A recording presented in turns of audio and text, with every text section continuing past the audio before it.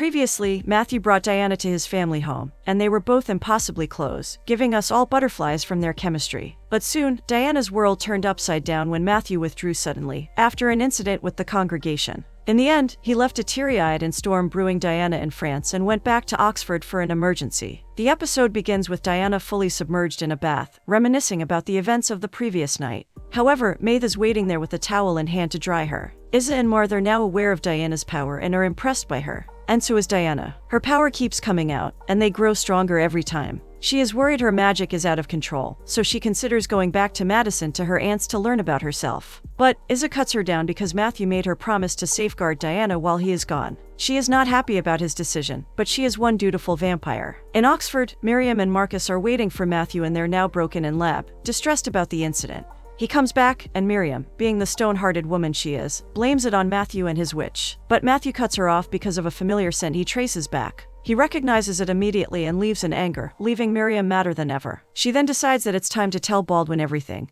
and ask him about Matthew being obsessed over a witch. Baldwin gets angry at Matthew for his recklessness but denies any type of help. He then reveals that Matthew has a self-destructive nature, and he tends to drag others in his messes. This leaves Marcus and Miriam worried for their friend. Back in France, to make her fall out of love with her son, Isa takes Diana for a hunt. She says that a vampire hunt is nothing like human hunting. It is much more brutal and raw. Diana just looks at her blankly, understanding that Isa is trying to make her nervous on purpose to distance her from Matthew. Isa then says that she should not come close to her because there is a chance she could attack Diana. All of these were just tactics played by Isa to scare Diana off, but our witch is much braver. While Isa is finding her prey, back in Oxford, Matthew is hunting his. In the lab, he recognized the scent of Gillian and followed her into the alleyway. He confronts her, and Gillian, like the shy witch she is, cowers with fear from a simple interaction with a vampire. Upon encounter, she does not deny breaking into the lab, and this makes Matthew even more enraged than before. He circles her around, intimidating her, and the action is successful because Gillian starts shivering in fear. Just as she tries to run away, Matthew swoops her in his arms and bites her neck. He drinks her blood while also reliving her memories. He sees that she took pictures of the lab results on her phone and leaves the now drained Gillian on the floor. He then deletes any evidence of the lab results from her phone and leaves the premises, with a stoic expression.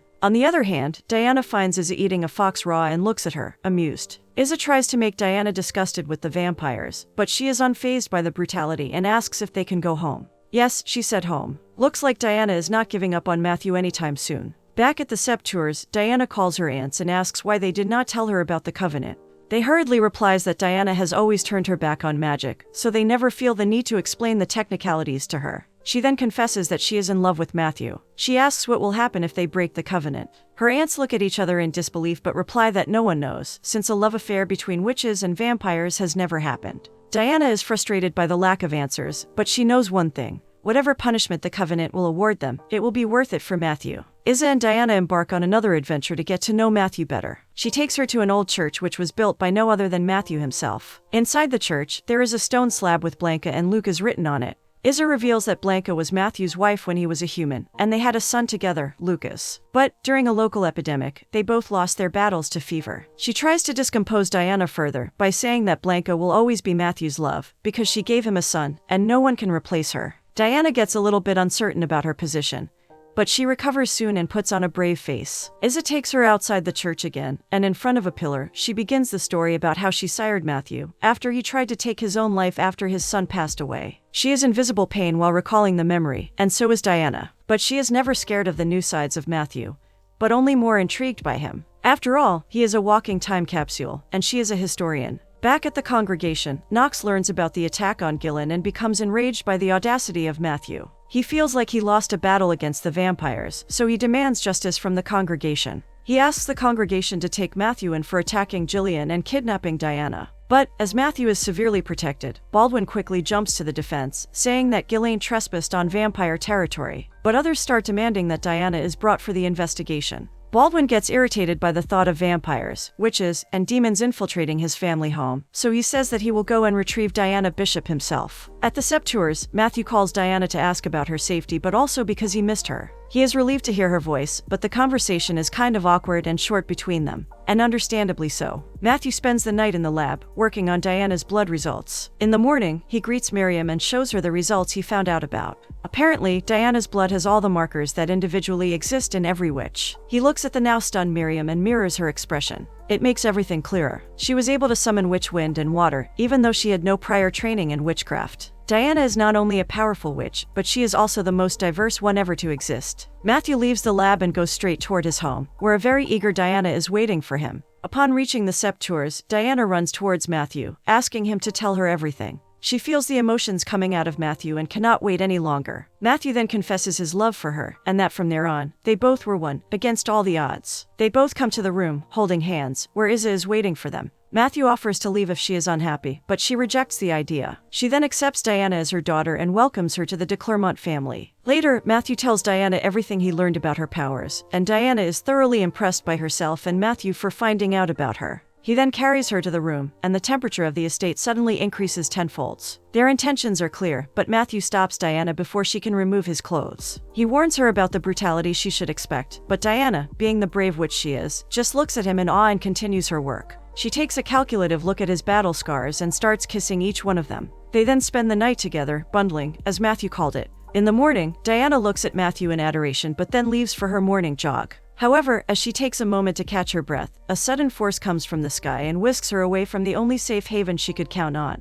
During the last episode, our favorite characters finally admitted their feelings for one another and spent a whole night in each other's arms. However, their peace was cut short when Diana was kidnapped from the safe premises of Matthew's estate. What will Matthew do now? Will he be able to find the love of his life on time? Or will he lose her for eternity? It turns out the one who kidnapped our favorite witch was none other than the envious Sadhu. Apparently, Sadhu is quite powerful as well and can easily fly. Diana is equally shocked and scared of Sadhu flying her away. Sadhu drops Diana at some castle ruins, where Gerbert is waiting for them. He lauds Sadhu for her powers and then turns towards the scared Diana as if she is his prey. But before he can act on his desire, Sadhu stops him and says that she will examine her first. Gerbert begrudgingly leaves. After all, he does not want to mess with a witch who can fly. Sadhu then tells Diana that she is not her enemy but her friend. She claims that Diana is her match and wants her to control her powers. Diana looks at her with a stoic expression because, honestly, kidnapping is not the best way to declare your friendship. Sadhu uses her magic and begins examining Diana, which included torturing her by keeping her midair and cutting off her breathing supply. However, Diana is very resilient and does not show Sadhu a positive response. Now annoyed, Sadhu uses other tactics. She tells Diana that Matthew is only after Ashmole 782 and that he took Jillian's life. Diana refuses to accept this, and Sadhu uses her uncertainty to her advantage,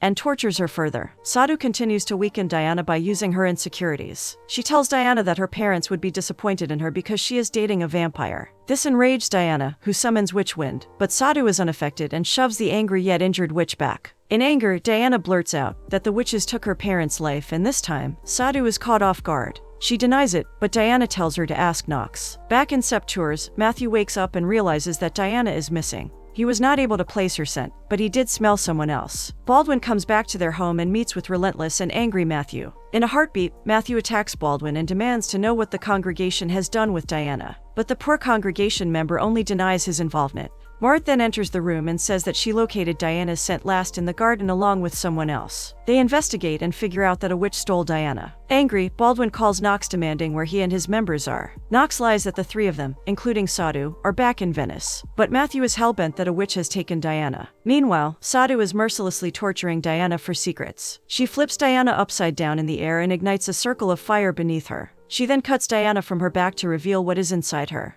But she is finding it hard to cut her. She uses all her power, but Diana is another powerful witch. Diana's body is able to fight back, and the wound heals itself, making Sadhu look at her in disbelief. She tries one more time but gets exhausted, and they both collapse on the ground. Later, Sadhu wakes up, drags Diana's unconscious body inside, and drops her into a deep well in anger. Back at the estate, Matthew still can't figure out where Sadhu took Diana, but they have an idea that she might not have gone too far. At that point, N.M., who saw Diana's pain, calls Matthew and asks where Diana is. He informs that someone, possibly a witch, kidnapped her, and they are finding her. N.M. says that she saw Diana at the castle ruins, giving Matthew a clear idea of where Diana might be. He takes Baldwin and rides in a helicopter to the castle that belongs to Gerbert. Gerbert figures out that something is wrong as his creepy head witch starts screaming about the prophecy regarding a witch. He takes Sadhu and demands to know what she found. Sadhu tells him that her powers are gone and that she was unsuccessful with Diana. By then, he hears the helicopter and leaves the premises. Sadhu takes the witch head and leaves the ruins before Matthew can catch her. Down the hole, Diana hears her mother's voice telling her to wake up. She wakes up in a place filled with spider webs, and her parents are there. Her mother tells her a story about a dark prince coming to her rescue, but the only way the princess can survive is by herself. Sometime later, Diana wakes up, hearing the voice of a distressed Matthew. Given the depth of the well, Matthew cannot go downstairs to get her, nor can she climb up. Diana recalls her mother's words, and all of a sudden, with sheer concentration, she is able to fly upwards and into the arms of Matthew. Diana and Matthew return to the estate to the worried Mar then a slightly relieved Izza. The trio takes Diana to clean her wounds, and they realize that Sadhu has marked her. Diana asks to see it, but Matthew is hesitant, thinking that it will cause Diana further harm. But Izza encourages her, and Diana looks at the marks. It's a crescent and star on her back, and Diana gets angry looking at that. Obviously, Baldwin is not happy looking at his family, so attached to a witch he is supposed to take back to Venice. Matthew comes to their stepfather's office and greets an annoyed Baldwin. But Matthew is unfazed by his anger. He recalls Baldwin's sworn duty as a member of the Knights of Lazarus. He orders the leader to protect Diana from any harm. Baldwin agrees reluctantly and then leaves the Septeurs to deal with the mess created by Matthew.